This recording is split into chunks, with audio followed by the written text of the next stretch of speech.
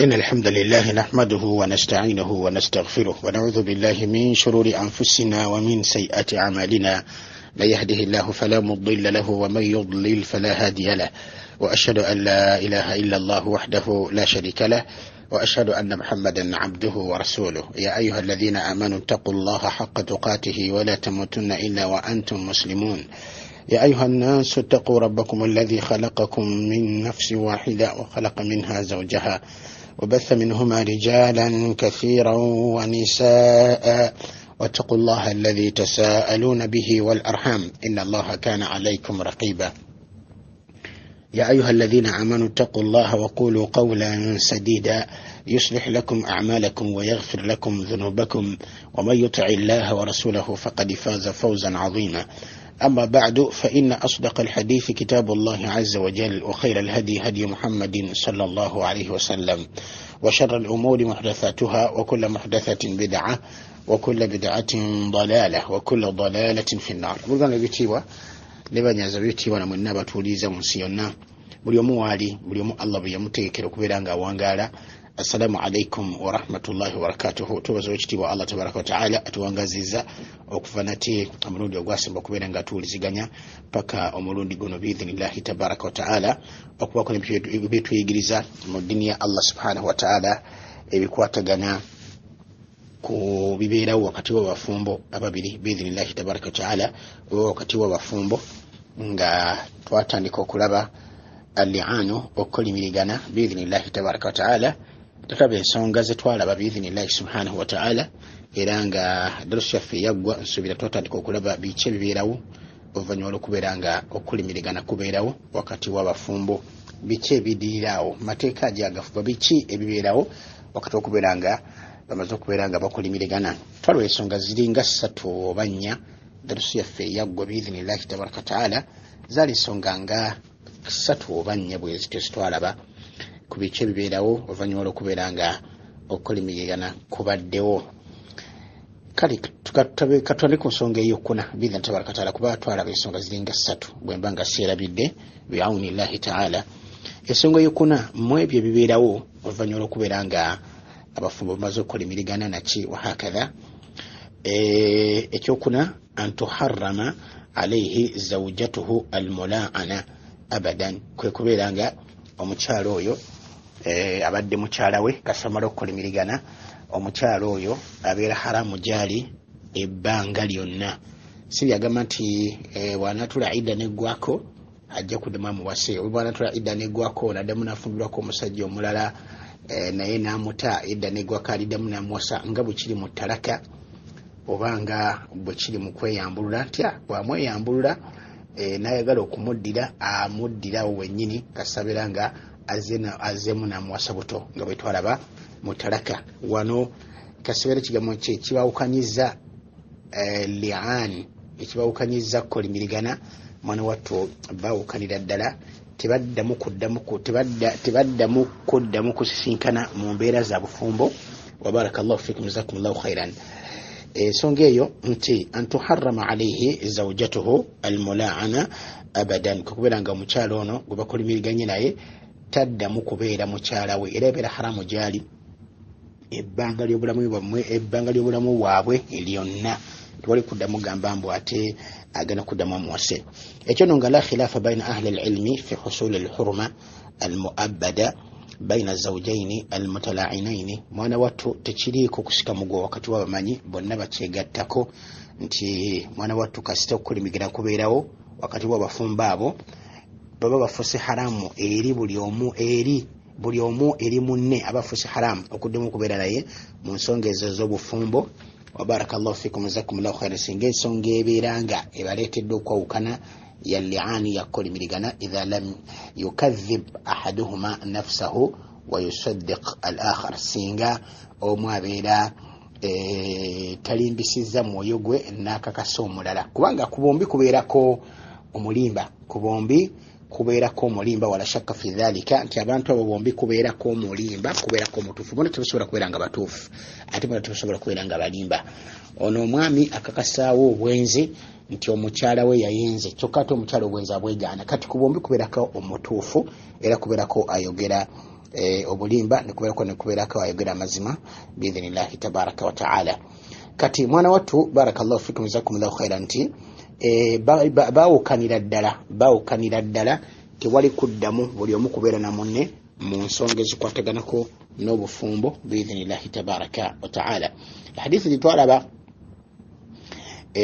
hadithi ya Sahal bin Sa'ad fi qissati almutala'inaini muchafayo cha abafumba abakulimirigana agamba nti fatallaqaha thalathan namuta rutola lusembayo qabla an ya'murahu rasulullah sallallahu alaihi wasallam hina faragha min at-tala'un okuba namuta oruta olusembayo nga mbaka tanabana kumulagira sallallahu alaihi wasallam kasaba mara kubera nga bakulimirigana fafaraqaha inda nabii sallallahu alaihi wasallam namwaukanako mukyala ne bawukana eri nabii sallallahu alaihi wasallam nga nabii wali alayhi salatu wassalam era faqala nagamati dhaka tafriqun baina kulli mutala'inaini ntioko kwawukana wakati wabuli bakulimirigana ababiri kasita bakulimirigana mwana wattu tebaddamu au kasaba twalaba nti kasita bakulimirigana kukwawukana kwabwe kasa omusajja alayira emirundi ena nga bwe twagamba nasembeyo gwokutaano nga yeetakako ekikolimo kya Allah tabaraka wa taala yekakasako ekikolimo kya Allah azza wa jalla kati awo nga akati kadde eri omukyala n'omukyala kasita alayira emirundi ena nti omwami amutemerera alimba n'ogwokutaano nga yekakasako obusungu bwa Allah tabaraka wa taala mwana wattu kiba kimaze okukakatawo nti abantu bano bamaze okwawukana. Wa barakallahu fikum wa jazakumullahu khairan. Ensonga eyo nebeera nga efaanagana bwetyo biidhnillahi tabaraka wa taala kubimu kubibeerawo nga okulimirigana kumaze okuyimirirawo kumaze okunywerawo kwekubeera nga abantu abo tebaddamu kubeera nga babeera mu bufumbo bombi oba okulabagana mu nsonga ez'obufumbo. Wa barakallahu fikum jazakumullahu khairan. Ekyo nga mwana wattu kigenda kubeerawo ebbanga lyonna ng'ekigambo ekyo kiba kigenda kubeerawo ebbanga lyonna. Wa barakallahu fikum jazakumullahu khairan. Enam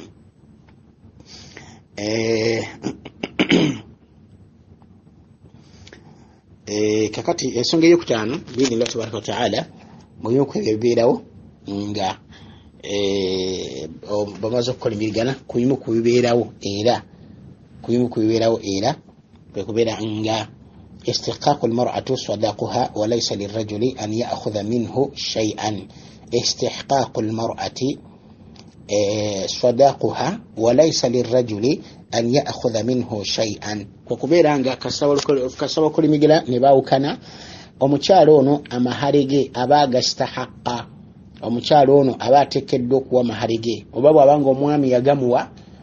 omwami yagamuwa ne gaggwayo olw'amahara ago aba talina kyazza era omwami ono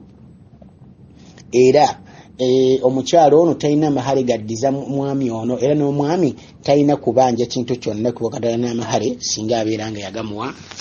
kamilan nga yagamuwa gonna biidhnillahi tabaraka wa taala. Kasita mwana wattu okulimirigana kubeerawo kyagamba Sheikh nti idha waqa'a al-li'anu ba'da ad-dukhuli fa inna al-mar'ata la yusqitu sadaquha bihi wa la yasqutu sadaquha bihi. Agamba tusinga okulimirigana kubeerawo ng'omaze okusiba mukyala nika ng'omaze n'okwegatta naye idha waqa'a al-li'anu ba'da ad-dukhuli singa okulimirigana kubeerawo ne mwawukana ng'ekibawukanyiza okulimirigana naye nga ba'da ad-dukhuli ng'omukyala oyo omaze okwegatta naye omusibye nika ne weegatta naye fa inna al-mar'ata mazima omukyala oyo amaharege gamuweebwa oba agasigaza. Lwaki hadithi gitwalaba hadithi ya Nabii sallallahu alaihi wasallam ya Abdullah ibn Umar hadithi yotwagiraba biidhnillahi tabaraka wa taala na hadithi mbaka agamba sallallahu alaihi wasallam kwaba bakulimirigana nabagamba nti hisabukuma ala Allah okubaliwa kwammwe kuli eri Allah subhanahu wa ta'ala wanumyawukanye na kina kiwa hakadha ni Allah amanyi subhanahu wa ta'ala. Kati gundi hisabukuma ala Allah ahadukuma kadhibun okubaliwa kwammwe kuli eri Allah subhanahu wa ta'ala era Allah yamanyi azza wa jalla nti kummwe mwembi kuliko omulimba ahadukuma kadhibun mbaka yabagamba alayhi salatu wassalam kubanga yali enkola entufu nga bwe twagiraba abantu bano basookanga kubuulirwa okitegedde yalinga abeera amiri abeera mu nsonga ezo omubaka sallallahu yaliko mu nsonga ezo kati na yenna era nga yenkola abeera mu nsonga ezo abale bazze bagenda okutandika okwekolimira yasookanga babuulirira nabatiisa bimuzo bya Allah tabaraka taala nabatiisa nti bannanga ensonga eno gimwetaddeko y'amazima ekakata k'omuntu n'olwekyo muyandyogedde amazima ensonga ne ziggwera wano bwe bahaddi ne tugimuyimirizaako ebizibu ebisinga obungi ne biggwera wano mu nsi ne tulina okusinkana bisibu mu maaso ga Allah tabaraka taala ne omukumu amanya amazima yandyogedde amazima musajja nga akalambira nti mukazi namukutte mukyala namukutte naye nga ebiseera ebisinga obungi kintu nnyo omusajja otumerera mukyala we bwenzi nga ddala teyamukutte wabarakallahu fikum jazakumullahu khairan musajja akalambira naki nti mukazi namukutte nga ayenda nakisobola kuddamu kuwe naye omutufu nga bwe mubimanyi kiba kikuba wala omuntu wallahi kikuba wala omuntu nnyo era omutima gufiira ddala nnyo ekigenze wala kati omusajja ono ayogera emirundi egyena gye twalaba ng'akakasa nti ddala omukyala yamulabye era omulundi ogwokutaano omulundi enakasagibwayo ayimirizibwamukko n'ayongera n'atiisibwa n'ajjukizibwa mateeka gange tabaraka wataala bamugamba nti munnange ensonga gy'ogendako eno nkakafu ekikolimu kya Allah azza wa jalla kigenda kugendako wandibadde otya Allah bwegaba nga olimba noyogera nti olimba ensonga ne zidda mu nnamulendala etali eno musajja agenda mu maaso negugamba nti bwembanga ddala mu butuufu nga nimba nga siogera mazima ng'omukyala mutemerera ekipundu kya Allah kimbereko tabaraka wa taala khalas kiba kiwedde n'omukyala naye natandika okulayira era omulundi ogwokutaano gwe twagamba omulundi ogwokutaano ayimirizibwa era naye twagamba nti omwami akwatibwa ku mumwa omukyala ayimiriza buyimirizibwa ye tebamukwatako mutegereka mu Luganda nalayira bamugamba nti munnange omulundi guno ogwokutaano obusungu bwa Allah azza wa jalla si bwa muzannyo bugenda kukakatako omukyala agenda mu maaso mwana wattu nayo nekakasako obusungu bwa Allah tabaraka twakiraba mu kolimigera kwa Hilal ibn Umayya mukyala we omukyala yali mu nsobi era nga twakiraba nti yali ayagala kubeera nga adda imabega okitegedde naye agamba sijja kusoza abantu bakibiina kyange tinayenda nakira kyo hakadha nalayira nenga yali kulayira bya bulimba nakwekakasako obusungu bwa Allah tabaraka wa taala era twabiraba ebyagenda mu maaso kakati omukyalo ono mwana wattu kasita okukolimigana kubeerawo ekintu ekyokutaano kwebyo ebibeerawo nga bamaze okukolimigana baawukanye omukyalo nastahaka amaharege kamilan era omwami tayina kubeera nga amaharaga agakwatako kyetwagamba nti omubaka yagamba alayhi salatu wasalamu nga abagamba abantu abo nti hisabukuma ala Allah okubalima kwammwe kuli eri Allah tabaraka wa taala ahadukuma kadhibun mwana wattu omukummwe alimba omukummwe mulimba amazima mugamanyi mwembi la sabila laki alaiha la sabila laka alaiha la sabila laka alaiha mwana wattu kato kyamulinako buvunanyizibwa bwonna okitegedde omusajja agamba nti maali ayo mbaka sallallahu alaihi wasallam musajja omukazi mutaddemu sente zalinamu amahale bulijjo mulabe simutaddemu sente nnyingi amugamba nti la maala laka terintoyina maali gyogenda kujja ku mukyalo oyo agamba nti in kunta sadaqta alaiha bwobanga ddala wamuwa amahale ng'agagwayo nga wagamuwa era nga ddala biyogera mazima gennyini fahuwa bima stahlalta min farujiha ebyo byaggwera wali eri mukubeera nga weeyagala naye mukubeera mukwegatta naye byaggwera wali mukwegatta naye wabarakallahu fikum wajazakumullahu khairan wa in kunta kadhabta alaiha bw'obeera nga ddala olimba nga ddala omukyalo ono ng'olimba fadhaka ab'adu laki fadhaka ab'adu laka ekyo nno kati kiri wala nnyo ekyokubeera nga ate asobola okuddiza essente oba amahale giwamuwa wala hawla wala quwwata illa billah wa barakallahu fikum jazakumullahu khairan amma idha waqa'a al-li'anu qabla ad-dukhul singa osibye omukyala nika omaze okumusiba nika nakinaki wa hakadha kyokka tonnaba kwegatta naye n'omusanga nga bamwendako oba gwe n'omutemerera obwenzi pakitegeeza nti kati wagera kubeera uli'an wagera kubeera okukolimiriragana naye nga tonnaba kwegatta naye musibye nika nakinaki wa hakadha wagera kubeera embeera nakinaki wa hakadha ezireeteddewo okubeera nga mukolimiriragana embeera eyo abaffe amma idha waqa'a al-li'anu qabla ad-dukhuli faqila kigambibwa manyo bagamba nti laha nisful mahari laha nisul mahari bagamba nti amuwa ekitundu kya mahari wakila yasqutu mahruha jumlatan bagamba nti amahare ge gagwira ddala tayina kyafuna ku mahare ge osigedde naye ebigambo ebyo ebibiri basha Allah wa barakallahu fikum jazakumullahu khairan byava nti biva kubeera nga abafumbo bana babiri bakolimiriganye osigedde abaffe amahari gano gonna omukyala agatwala oba atwalako kitundu kya mahari ago wala hawla wala quwwata illa billah Allah yashiko tabaraka taala ninga mujjukire Allah tabaraka taala mu Musoto Bakara yagamba ati singa bakyale bamuwasizanga mubatadde singa muba mubatadde nga temunne bakwegatta nabo mubawe ekitundu kya mahare gaabwe wategedde omuwasiza tonaba kwegatta naye ate omutadde kati mubawe ekitundu kya mahare gaabwe kati masala gaberanga gali awo ombagamba nti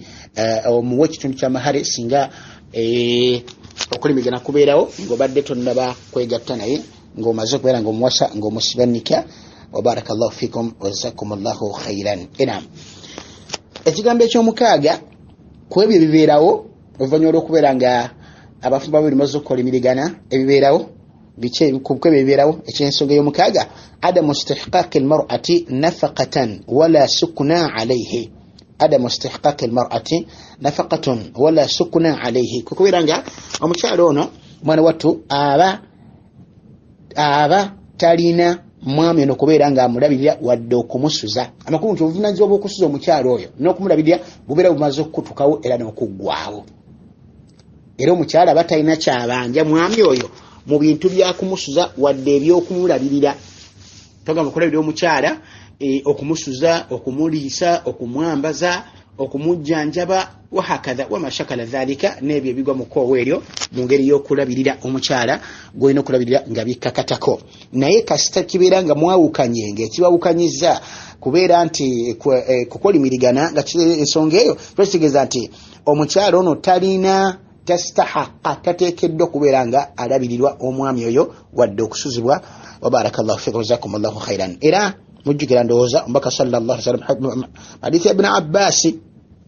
mujjukira ndowooza omubaka nga yalamula nagamba nti waqada omubaka nalamula nti alla yabita laha alayhi alla baita laha alayhi wala qut asigedde omubaka sallallahu alaihi wasallam nalamula nagamba nti omukyala talina wa kusula amakulu nti omwami ono takakatako kusuza mukyalo ono wadde okumulabirira mu ngeri ye annafaka y'okumulabirira mu byokula mu bintu byonna ebirabirwamu omukyala abeera talina kubeera ng'akola ki ng'alabirirwa wa barakallahu fikum jazakumullahu khairan. Kyogero leero twagiraba biidhnillahi tabaraka wa ta'ala nti yalinga efaanagana bwetyo tegereka amakulu nti omukyalo ono aba talina kiba kiweddewo bakitebwa nti la sabila laka alayhi la maala laka oba kitegedde talina omukyalo oli aba takyalina buvunaanyizibwa ki eri mukyalo ono kati la sukuna wala nafaqa aba talina kumulabirira wadde okumusuza olw'ensonga nti kati takyali mukyala bwe abadan ebbanga lyonna tegereka twalaba mugundi twalaba mu talaq tolaba nti asinga omukyala oba singa omwami awa omukyala talaka singa omwami awa omukyala talaka mu biseera bya idda twakiraba nti omwami ono akakatibwako okubeera nga alabirira omukyala ono okumusuza okumuliisa kubona idda agitulira mu nnyumba ye wennyini ewaka nena tulaba nti omukyala ono asigala akyalabirira omwami oyo mu kumuwa saavisi ennamba nga babadde agimuwa wa barakallahu fikum jazakumullahu khairan. Ekigambo ekyo twakiraba biidha tubakataala amma singa okukolimirigana kwe kubaawudde kiba kitegeeza nti omukyalo ono tastahaqa kubeera nga omwami ono amulabirira wadde okumusuza wa barakallahu fikum wa jazakumullahu khairan. Ensonga eyo bwetyo bwebiranga efaanagana biidhnillahi tabaraka wa ta'ala. Kulensonga nti omukyalo ono oba omwami ono la sabila lahu ila nikahiha la fil iddati wala ba'daha omwami ono abeera bamaze okwawukana nga talina kkubo lyonna liwasa mukyalo ono wadde nga akyali mu idda kuba twalaba mu talaka nti omwami yaddira omukyalo ono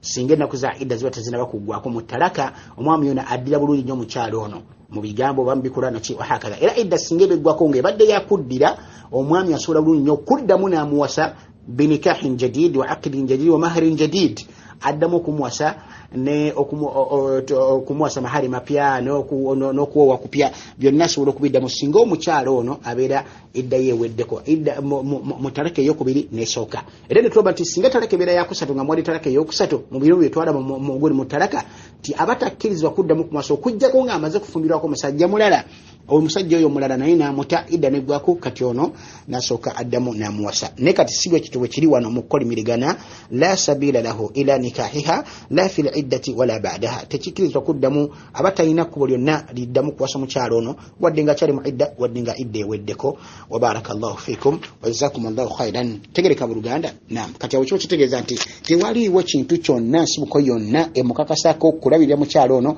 wadde okumusuza wa barakallahu fikum wa jazakumullahu khairan era obulabirizi bw'omukyalo buba bumaze okukutukawo inqita'an kulliyan bumaze okubeera nga bukutukirawo ddala olukutuka olusembayo abo mukyalo takyali muvunaanizibwa bwa mwami oyo aba takyali mu kulabirirwa kwa mwami oyo aba takyali mu bufuzi bwa mwami oyo kibeera kiwedde nga kabeera kaweddemu nga bwemutera okwogera wa barakallahu fikum wa jazakumullahu khairan ensonga y'omusanvu ku bintu ebibeerawo nga okukolimigana kumaze okuyimirirawo bamaze okukolimigana abakulu tubamaze okwawukana biki ebibeerawo enam ekyomusanvu inqita'u nasabi alwaladi min jihati abihi wa ilhaquhu bi ummihi otegedde singa kubeera okukolimigana nga kwa kugaana mwana kuba twagamba nti oluusi omwami yeegaana omwana omukyala gwazadde era okukolimigana ne kuyimirirawo ng'omwami ono agaana omwana oli otegedde omwana n'amugaana kati kubiku kubeera nga omaze okukolimigana inqita'u nasabi alwaladi min jihati abihi kwe kubeera nga omwana ono tazzibwa eri kitaawe ono omwana omusajja gwaganye tazzibwa eri kitaawe wa ilhaquhu bi ummihi abeera mwana watto azzibwa ku nnyina nga bwe twakiraba biidhnillahi tabaraka wa ta'ala nga bwe twakiraba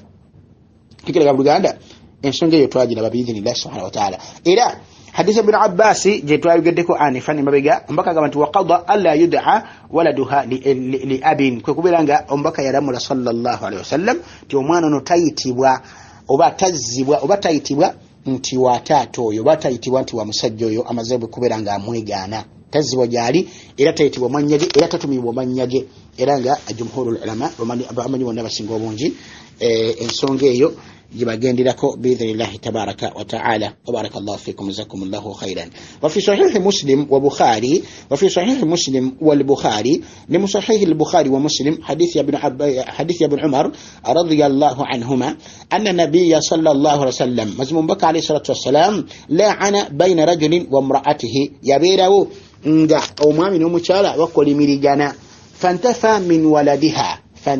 waladiha omwami nabeera nga agaana omwana w'omukyalo oyo bwe yamugaana fafarraqa bainahuma mbaka n'ayawula wakati waabwe wa alhaqa alwalada bilmar'ati ombaka sallallahu sallama omwana n'amuzza eri omukyala hadithi yiri mu Bukhari ne Muslim biidhni tabaraka ta'ala ti ombaka sallallahu sallama la'ana baina rajulin wa imra'atihi yaliwo oba yabeerawo n'alamula okubeera nga abantu bano bagenda kukolimigana bwe bakolimigana kati fantafa min waladiha omwami n'agaana omwana w'omukyala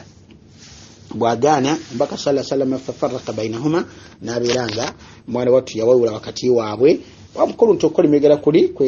kwaleetawo okwawukana kwabwe kati ombaka wa alhaqa alwalada bilmar'ati n'abeera nga omwana yamuzza eri omukyala wabarakallahu fikum wa jazakumullahu khairan الحديث عندنا إلى جسانجا إلى مبخاري مسلم بإذن الله تبارك وتعالى حديث يا سهل بن سعد من كمل ريايو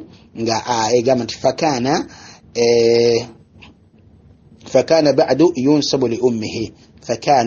بعد ينسب لأمه نبيلانجا وفنيومانو يبيلانجا الزبوا eri maama we yabeera nga azibwa eri maama we biidhnillahi tabaraka wa ta'ala wa barakallahu fikum ensonga eringa ey'omunaana eresembayo biidhnillahi tabaraka wa ta'ala ensonga y'omunaana era eringa esembayo mu nsonga eno biidhinillahi tabaraka wataala tubeerenga kino ekya li'aano tukiggala biidhinillahi tabaraka wataala kubanga yadarusa ffe yasembayo okulaba biki ebibeerawo oluvannyuma lw'okubeera nga okulimirigana kuyimirirawo biki ebibeerawo yeddarusa eringa esemberayo ddala mu baabu eno oba mu mulyango guno biidhinillahi tabaraka wataala. Kati ensonga y'omunaana kubigwawo vamalira okubeera nga abantu bamaze okulimirigana. Ensonga y'omunaana thubutu tawaruthi baina almulaanati wa waladiha. Thubutu tawaruthi baina almulaanati wa waladiha kwekubeera nga okusikirigana makulu nti wakati w'omukyalo ono n'omwana we gwe baganyi omukyalo ono n'omwana we gwe baganyi bo bakugamba bakola ki basikirigana amakulu nti omukyalo ono asikira omwana ono n'omwana ono asikira maama we ono biidhinillahi tabaraka wataala. Tugiriko ba Uganda amakulu nti bakulimiganye n'omwana omusajja amuganye kyo kigeza nti omwana azze ku mukyala si wa musajja ono. Kati wakati w'omwana oyo ne maama we bakola ki bo basikirigana omwana asikira nnyina oyo ne nnyina w'omwana oyo asikira omwana oyo biidhinillahi tabaraka wataala. Wa barakallahu fikum wa jazakumullahu khairan. Enam era mu hadithi ya Sahal oluvannyuma lw'okubeera nga ekyafaayo kya Uwamiri akyogera gamba nti fakanati sunnatu ba'dahuma an yufarraqa baina almutala'inaini nebiranga enkola mu kaseera ako eyatandika wakati kwabo abaasukka ddala okulimirigana nekibeera nga enkola oluvannyuma lw'okubeera nga abaakolimirigana an yufarraqa baina almutala'inaini kwe kubeera nga